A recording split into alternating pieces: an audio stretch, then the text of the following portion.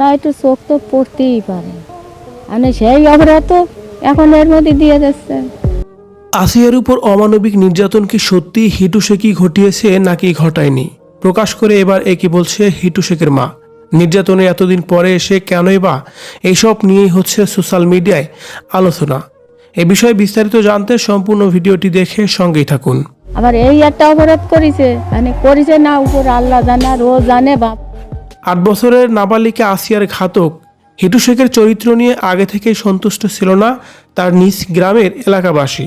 বিভিন্ন সময়ে বয়স্ক মহিলা হতে প্রাপ্য বয়স্ক ও অপ্রাপ্য বয়স্ক মহিলাদের উপর বদনজরের অভিযোগ রয়েছে তার বিরুদ্ধে। কিন্তু হিটু শেখের মা সন্দিহান যে তার ছেলে হিটু আসলেই আসিয়াকে ধর্ষণ করেছে কিনা। তার ছেলের প্রতি এর আগেও তার চরিত্র নিয়ে মিথ্যা অভিযোগ তোলা হয়েছে বলেও জানান তিনি, যে কারণে আসিয়ার ঘটনাটি তার বাড়িতে ঘটলেও সেই বিষয়ে সন্দেহজনক অন্য কোনো কারণ খুঁজছে হিটু শেখের মা। অন্যদিকে গ্রামবাসী হিটুর বিপক্ষে থাকলেও হিটু শেখের মা প্রকাশ করেন ভিন্ন মত। যা কব সত্যি কথা কব। এখন তিনি বলেন, এর আগেও এলাকায় এক মহিলার দিকে চোখে চোখ পড়ায় মহিলার বিচার ডেকে হিটুকে জুতার মালা পরিয়ে দেয়। যে ঘটনায় হিটুর চারিত্রিক বিষয়টি নিয়ে একটা বদনাম ওঠে। আর তার উপরে যখন আসিয়ার ঘটনাটি তার বাড়িতেই ঘটে, সেক্ষেত্রে সকলে ধরেই নিয়েছে এই জঘন্যতম কাজ হিটু ছাড়া আর কেউই করেনি।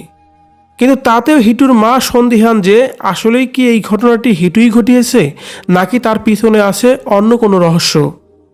অন্যদিকে আসিয়ার মা এবং বোনের দাবি, আসিয়া তার শেষ কথা স্পষ্ট করে গেছে বোনের শ্বশুর বাড়ির প্রত্যেককেই জড়িত এই ঘটনার সাথে। বোন জামাই দরজা খুলে আপন শালিকাকে বাবা এবং ভাইয়ের সঙ্গে অমানবিক নির্যাতন করেছে। সেই মুহূর্তটাই উপস্থিত ছিল বোনের শাশুড়িও।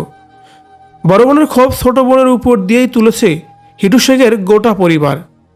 এক কথায় বড় বোনকে বাঁচাতেই প্রাণ গেছে 8 বছর বয়সী আসিয়ার।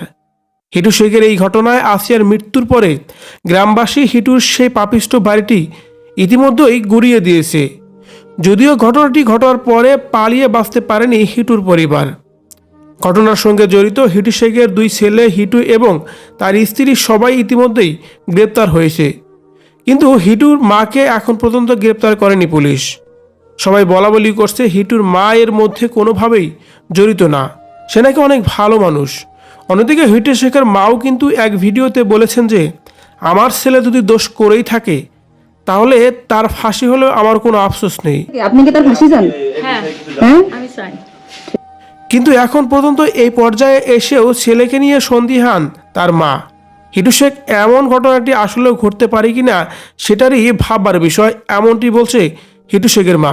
প্রিয় দর্শক, হিটু শেখের মায়ের কথায় আপনার কোনো মন্তব্য থাকলে কমেন্ট করে জানিয়ে দিন কমেন্ট বক্সে।